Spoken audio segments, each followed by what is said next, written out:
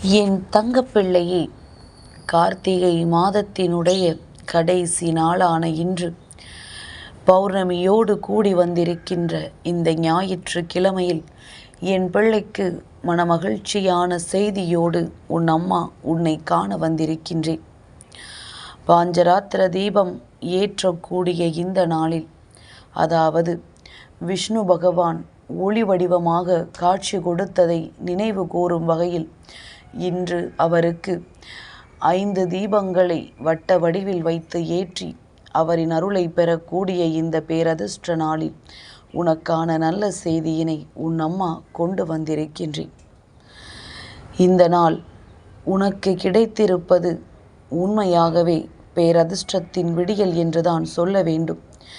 என் குழந்தைக்கு வாழ்க்கையில் எத்தனையோ எண்ணங்கள் மனதிற்குள் இருந்துவிட்டாலும் ஒரு சில விஷயங்கள் என்ன நடந்தாலும் அதை மட்டும் மறக்க முடியாது என்று நினைக்கின்ற அளவிற்கு உன்னுடைய மனதிற்குள் நின்று கொண்டே இருக்கும்.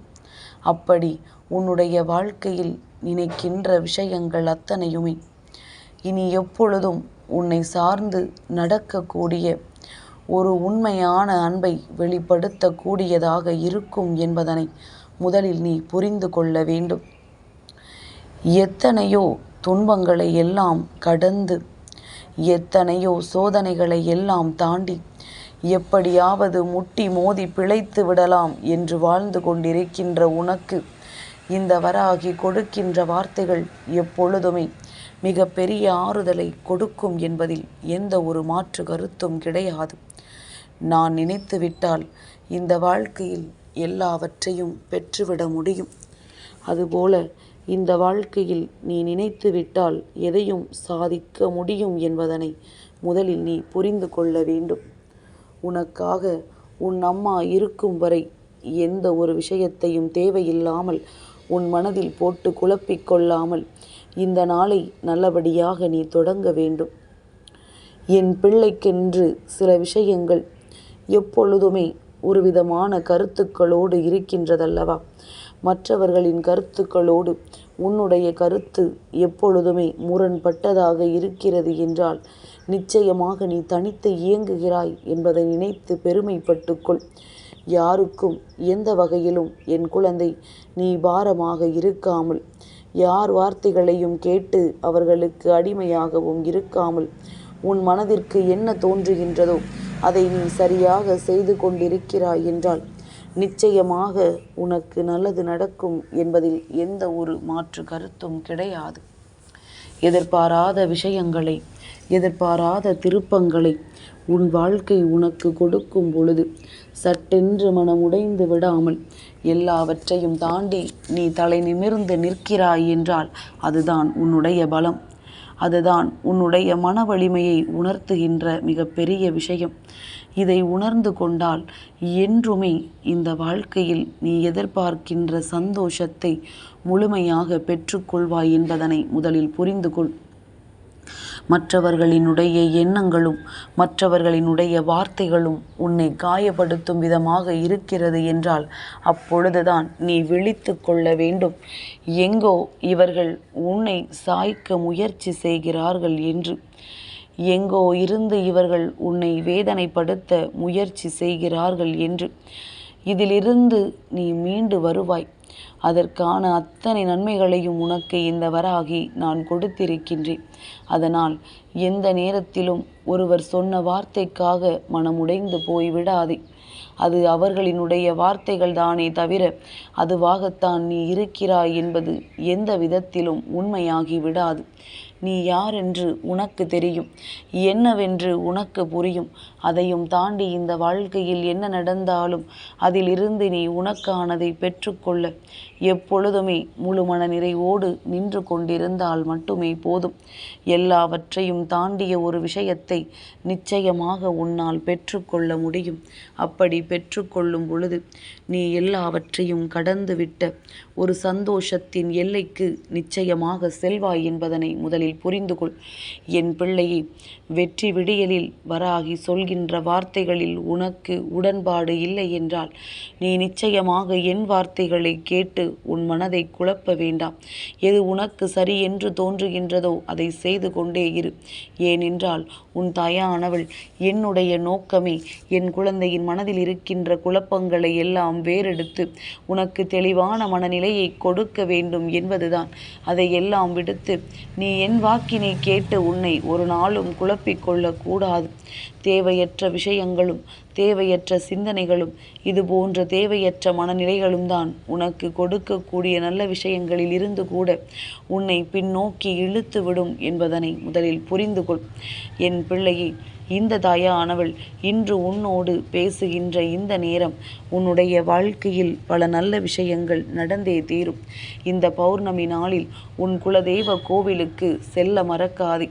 உன்னால் சட்டென்று எங்கும் செல்ல முடியவில்லை என்றாலும் கூட என் குழந்தையே, இதையெல்லாம் நீ மனதிற்குள் தெளிவாக எண்ணிக்கொண்டு பௌர்ணமி நாளில் நம் குலதெய்வம் நம்மை ஆசீர்வதிக்கும் என்பதனை நீ புரிந்து கொண்டாலே போதும். என்றுமே இந்த வாழ்க்கையின் வெற்றியை உன்னால் உறுதி செய்ய முடியும். என்றுமே நீ எதிர்பாராத பல நல்ல விஷயங்களை உன்னால் நடத்த முடியும். உன்னால் முடியாது என்று நீயே கைவிட்ட விஷயத்தை கூட சட்டென்று ஒரு நம்பிக்கையில் மீண்டும் செய்ய தொடங்குவாய். ஏனென்றால் அப்பொழுது உனக்குள் இருந்த நம்பிக்கைக்கும் இப்பொழுது உனக்குள் இருக்கின்ற நம்பிக்கைக்கும் நிறைய வேறுபாடுகள் வந்துவிடும். உனக்கே உன் மனது பல ஆறுதலை கொடுக்கும். உன்னால் முடியும் என்கின்ற உணர்வை உனக்குள் கொடுக்கும். இவர்கள் எல்லாம் செய்யும் பொழுது உன்னால் முடியாதா என்கின்ற ஒரு வெறியை உனக்குள் தூண்டும். அப்படி செய்யும் பொழுது மட்டும் என் பிள்ளை விட்டுவிடாமல் சட்டென்று உனக்குள் இருக்கின்ற உன்னுடைய முயற்சியை கைவிடாமல் நீ முன்னேறி விட்டாயானால் நிச்சயமாக எதிர்வரக்கூடிய சூழ்நிலைகள் அத்தனையுமே உன்னை வாழ வைத்து விடும் என்பதனை நீ புரிந்து கொள்வாய்.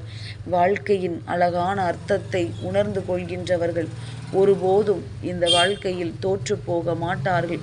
வாழ்க்கை என்றால் என்ன, நாம் எதற்காக வாழ்கிறோம், எப்படி வாழ்கிறோம் என்று எப்பொழுதும் தெளிவான எண்ணங்களோடு இருப்பவர்கள் எதையுமே தொலைத்துவிட ஒருபோதும் எண்ணிவிட மாட்டார்கள் என்பதனையும் நீ புரிந்து கொண்டால் போதும்.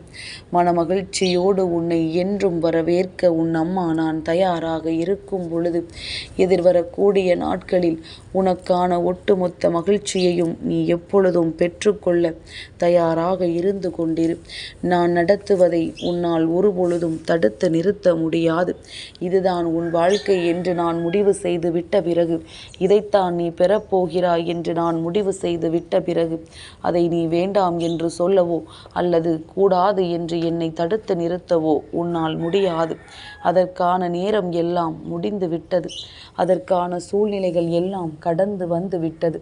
இனி நடக்கக்கூடிய உனக்கான நன்மைகளை மட்டும் என்னவென்று நீ பார்க்க தொடங்கினால் உன்னோடு இருந்து நான் உனக்கு தரக்கூடிய ஒவ்வொரு நல்ல விஷயங்களும் என்னவென்று உன்னால் நிச்சயமாக புரிந்து கொள்ள முடியும். புரிதலான விஷயங்கள் வாழ்க்கையில் எல்லோருக்குமே குறைவுதான்.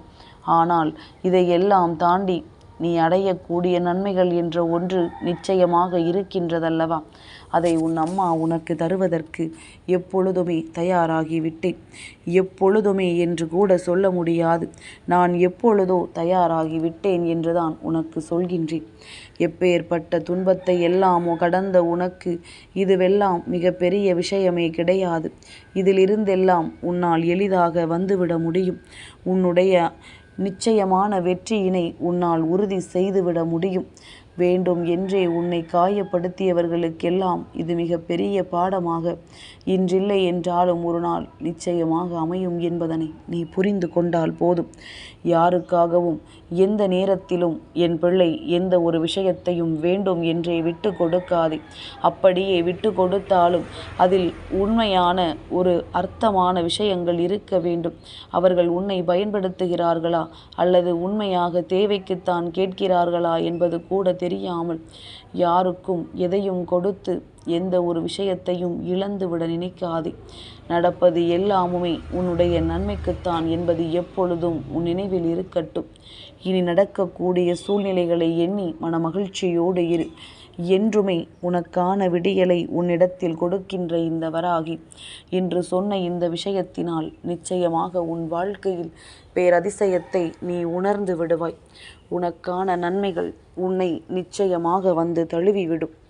என் தங்கப்பிள்ளைக்கு இந்த வராகி அம்மாவினுடைய ஆசீர்வாதங்கள் எப்பொழுதும் உண்டு.